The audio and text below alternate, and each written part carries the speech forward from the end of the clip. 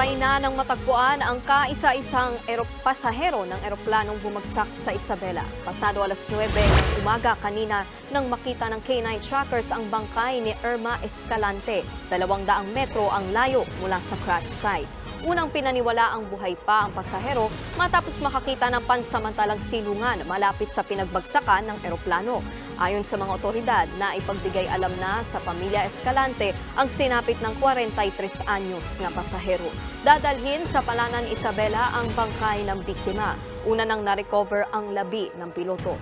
November 30 na bumagsak ang sinakyan nilang Piper plane na pupunta sana sa Palanan, Isabela. Hindi ito ang unang beses na may bumagsak na eroplano sa Isabela. Maliliit na eroplano ang pangunahing transportasyon doon dahil sa kakulangan ng maayos na kalsada. Mga kapatid, Nikki de Guzman po. Iba na ang may alam at may pakialam sa panahon ngayon. Para sa tuloy-tuloy na balitaan sa Frontline kahit weekend, mag-follow at mag-subscribe sa social media pages ng News 5.